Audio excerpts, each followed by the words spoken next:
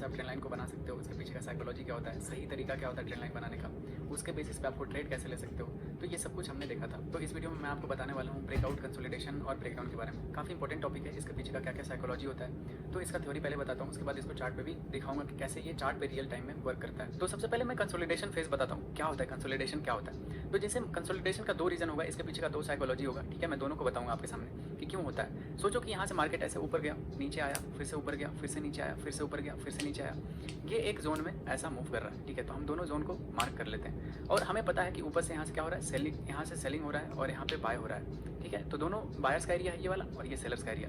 अब इमेजिन करो, ऐसा सोचो कि मार्केट का ट्रेंड अप था, ठीक है, इधर से हायर हाइज लगाते हुए आ रहा था और यहाँ पे ये उसके बाद कंसोलिडेट कर रहा है। तो इसके पीछे का क्या साइकोलॉजी होता है, आप सोचना। एक चीज़ कंडीशन बताऊंगा, वो काफ़ी ज़्यादा हेल्पफुल रहेगा। सोचो कि आपने यहाँ पे बाय किया था, बिल्कुल बॉटम पे आपने बाय किया है और मार्केट आपको बहुत अच्छा खासा रिवॉर्ड आपको इधर दे रहा है और उसके बाद मार्केट इधर साइडवेज हो गया ऐसा, ठीक है। और आप वेट कर रहे हो कि चलो ठीक है, मार्केट अप ट्रेंड में नीचे से बाइंग आ रहा है, यहाँ कंसोलिडेशन करके उसके बाद यहाँ से मार्केट इसका ब्रेकआउट करेगा और बहुत ऊपर की तरफ हायर हाइज करके जाएगा और फिर मुझे बड़ा प्रॉफिट मिलेगा, ठीक है, बड़ा प्रॉफिट।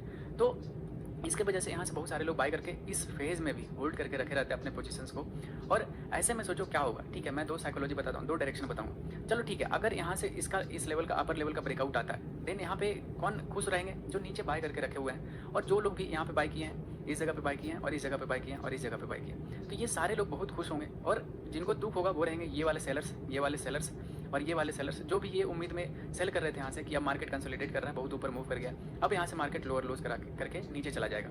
तो अगर मार्केट ऊपर की तरफ ब्रेकआउट करता है तो देखो किसके पास कंट्रोल था, पहले मार्केट का कंट्रोल था बायर्स के पास, ये जो नीचे से बाय करके आया है ना, और मार्केट यहाँ ब्रेकआउट भी दे दिया ऊपर के डायरेक्शन में। तो इसमें क्या होता है, ये सारे बायर्स बहुत खुश हो जाते हैं और ये मार्केट ट्रेंड करता है, तो बहुत अच्छे से ट्रेंड करता है, क्योंकि एक तो ये बायर्स का सपोर्ट रहता है, सारे लेवल पे बायर रहते हैं और ब्रेकआउट आ जाता है तो नए बायर्स यहाँ पे ऐड होना शुरू हो जाते हैं कि हमारा मेजर ट्रेंड अप का है। और ये सेलर्स लोगों का स्टॉप लॉस ऊपर अवेलेबल होता है, क्योंकि जो लोग भी यहाँ सेल करेंगे उनका जाहिर सी बात है स्टॉप लॉस ऊपर लगा के रखेंगे, ठीक है, इधर स्टॉप लॉस रखेंगे, यहाँ पे एसएल रखेंगे। तो ये सारे लेवल एसएल वाले होते हैं। तो जब इसका ब्रेकआउट करेगा ना ऊपर, तो नए बायर्स भी यहाँ पे एंटर होंगे और इन लोगों का स्टॉप लॉस हिट होगा, उसका बाइंग प्रेशर रहेगा, तो बहुत तेजी से मार्केट ऊपर शूट करता है। तो ये होता है अप ट्रेंड में कंसोलिडेशन फेज का एक कंडीशन मैंने आपको बताया।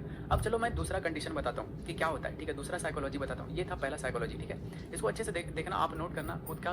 तो ऐसे में जब भी ब्रेकआउट आता है ना, तो बहुत अच्छा ब्रेकआउट देगा और अच्छा प्रॉफिट आपको देगा। चार्ट पे भी दिखाऊंगा आपको, एग्जांपल इसका दिखाऊंगा।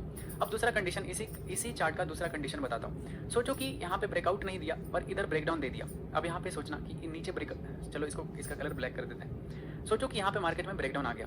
अब क्या होगा, साइकोलॉजी समझना। जो लोग नीचे से बाय किए हैं, ठीक है, इनको बहुत दुख होगा कि यार यहाँ कंसोलिडेशन के फेज के बाद ये सपोर्ट था बना हुआ नीचे, इसका ब्रेकडाउन आ गया है, कहीं मेरा प्रॉफिट चला ना जाए, ठीक है। तो ये जो नीचे से जो बाय करके रखते हैं वो यहाँ पे एग्जिट करेंगे, सेल करना शुरू कर देंगे, ठीक है। जो नीचे बाय किए ना वो यहाँ पे सेल करेंगे इस जगह पे ब्रेकडाउन पे, क्योंकि वो एग्जिट करेंगे। इधर से बाय किए हैं तो उनका एग्जिट ऑर्डर सेल का रहेगा। तो दैट्स वाई यहाँ पे एक तो इनका सेलिंग प्रेशर रहता है और बहुत सारे लोग जो यहाँ पे बाय करते हैं, यहाँ पे बाय करते हैं, यहाँ पे बाय करते हैं इस उम्मीद में कि मार्केट अपना अप ट्रेंड में है और यहाँ से ब्रेकआउट देगा तो हमें और भी पैसा मिल सकता है इन फ्यूचर।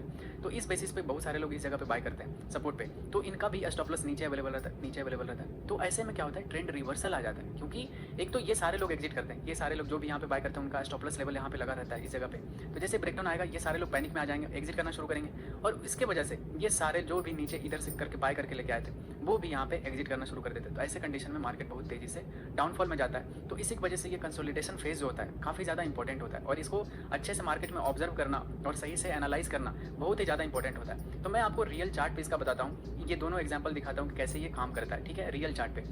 तो ये था इसका थ्योरी और इसका साइकोलॉजी। तो दोनों चीज़ को आप अच्छे से ध्यान में रखना, ठीक है, और बायर और सेलर के पर्सपेक्टिव में हमेशा मार्केट को देखने का कोशिश करना, ठीक है। तो चलो अब चार्ट में मैं आपको दिखाता हूँ सेम चीज़ कि कैसे ये काम करता है। आप देखोगे ये रिसेंटली चार्ट है अभी बैंक निफ्टी का। यहाँ पे क्या हुआ कि इस जगह से बहुत अच्छे से बाइंग आया, ठीक है, बहुत तेजी से बाइंग आया, सारे लोग बाय करते गए।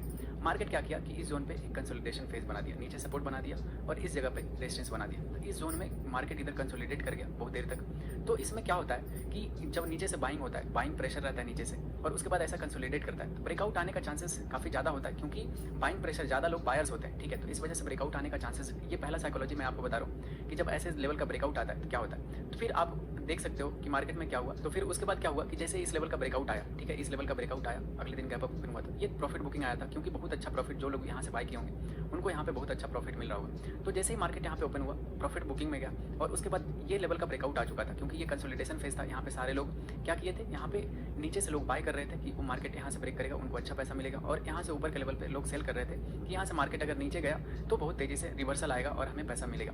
तो इस उम्मीद में यहाँ पे लोग सेल कर रहे थे। तो यहाँ पे दो कंडीशन था कि यहाँ वाले सेलर्स और इधर नीचे वाले बायर्स, ठीक है। तो जैसे ही इसका ब्रेकआउट आया तो क्या हुआ था, जो भी यहाँ पे देखो बहुत अच्छा से सेलिंग आया था, यहाँ से सेलिंग आया था, यहाँ से सेलिंग आया था, यहाँ से सेलिंग आया था।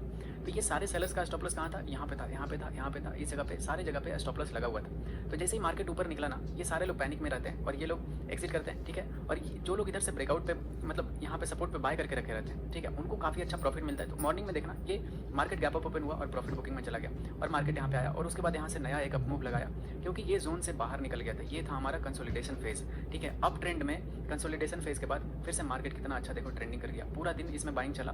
देखोगे ये पहले प्रॉफिट बुकिंग आया था, उसके बाद ये जो हायर हाइज लगाना शुरू किया, पूरा दिन मार्केट ट्रेंडिंग रहा और मार्केट ऊपर की तरफ गया। फिर से कुछ दूर चलेगा, हो सकता है इधर जाके कंसोलिडेशन करके अगर इसका नीचे ब्रेकडाउन करेगा तो नीचे चला जाएगा कुछ दूर तक, और या फिर अगर इस जोन के ऊपर निकलता है तो फिर से एक हायर हाइज लगा देगा। तो ये मार्केट का जनरल साइकोलॉजी होता है, ऐसे ही काम करता है, ठीक है। ये साइकोलॉजी जो होता है ऐसे ही मार्केट काम करता है। आप नीचे और भी लेके चलता हूँ आपको, यहाँ पे देखो, यहाँ पे क्या हुआ, इस जगह पे आप देखो मार्केट को नोट करो कि यहाँ से नीचे से बाइंग आ रहा था, ठीक है। इस जगह पे देखो यहाँ से बाइंग आया, ठीक है, हायर हाइज लगाते हुए जा रहा था। ऊपर से मार्केट यहाँ पे क्या हुआ कि एक जोन में फंस गया ऊपर जाके, ठीक है। इस जोन में मार्केट कंसोलिडेट करने लगा और उसके बाद देखना इसमें क्या हुआ कि इस जोन का नीचे ब्रेकडाउन आ गया। तो जैसे नीचे ब्रेकडाउन आता है ना, तो लोग यहाँ पे क्या करते हैं, सारे लोग का यहाँ पे ऐसा अवेलेबल होता है, ठीक है। तो जैसे ये अप ट्रेंड में यहाँ से देखो कि मार्केट ऊपर गया था, उसके बाद कंसोलिडेट किया था, उसके बाद जैसे इस लेवल का ब्रेकडाउन आएगा ना, ये सारे लोग जिनका भी स्टॉप लॉस नीचे अवेलेबल होता है वो सारे लोग डरते हैं और इधर से एग्जिट करना शुरू कर देते हैं। उसके बाद देखो मार्केट में कितना तेजी से पैनिक सेलिंग आया, लेकिन ये ट्रेंड ज़्यादा देर कंटिन्यू नहीं रहेगा, क्योंकि अगर आपका अप ट्रेंड, अगर मार्केट अप ट्रेंड है तो ये ज़्यादा देर कंटिन्यू रहेगा नहीं। तो मार्केट में सेलिंग तो आया, लेकिन ये बस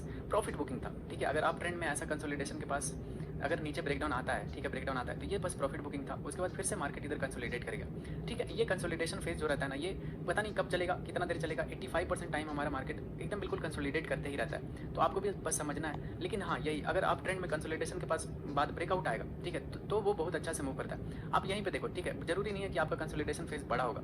आप देखोगे कि नीचे से यहाँ से इस जगह से बाइंग आया था, ठीक है, इस जगह से बाइंग आया, उसके बाद इस जोन पे 2 बार स्विंग लगाया इस जगह से ऐसा, और उसके बाद ये हाई का ब्रेकआउट दिया और यहाँ से मार्केट देखो हायर हाइज में फिर से मार्केट अप ट्रेंड कर गया। तो इस तरह से ये कंसोलिडेशन फेज, ये जो कंसोलिडेशन होता है ना, ये बहुत ही ज़्यादा इंपॉर्टेंट होता है। अगर आप ऐसे समझ जाओगे ना इसको सही तरीके से यूज़ करने के लिए, तो आप बहुत अच्छा पैसा निकाल सकते हो इधर से।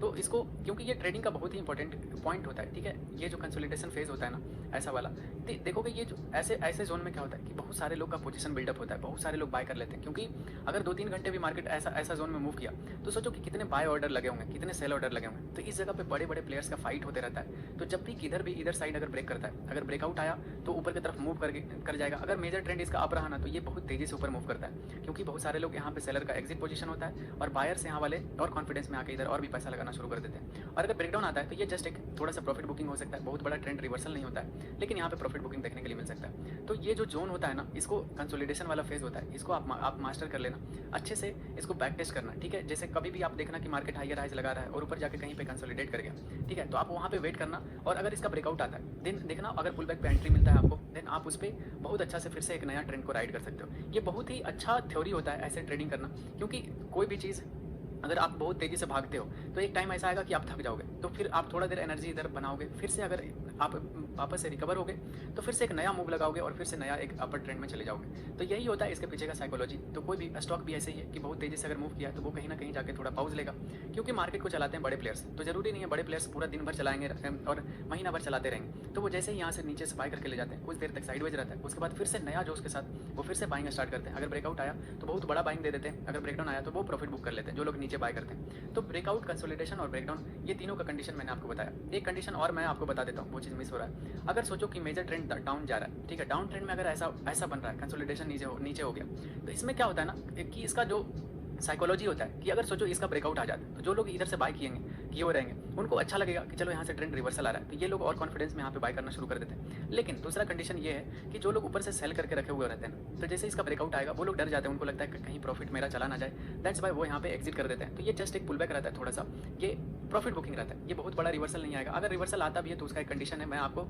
फिबोनाची वाले वीडियोस में मैं अच्छे से कवर करूँगा इसके पीछे, ठीक है। तो ये बस प्रॉफिट बुकिंग रहता है। लेकिन अगर ये डाउनफॉल में कंसोलिडेशन के बाद अगर इस लेवल का ब्रेकडाउन आता है ना, तो ये बहुत बड़ा सेलिंग में फिर से कन्वर्ट हो जाता है, ये फिर से एक नया ट्रेंड आपको दे देगा और ऐसे में बहुत अच्छा पैसा बनता है, क्योंकि ये एक डाउन ट्रेंड में कंसोलिडेट किया, फिर से नया ट्रेंड चालू किया। तो आप जाके इसका प्रैक्टिस करना, ठीक है। जब भी देखना अप ट्रेंड में है, कहीं पे कंसोलिडेट कर रहा है, फिर से इसका जोन ब्रेक करेगा, देखना फिर से एक नया मूव मिलेगा, क्योंकि ये जोन में ना बहुत सारे स्टॉप लॉसेस मिल जाते हैं नीचे, बहुत सारे जो यहाँ से बाय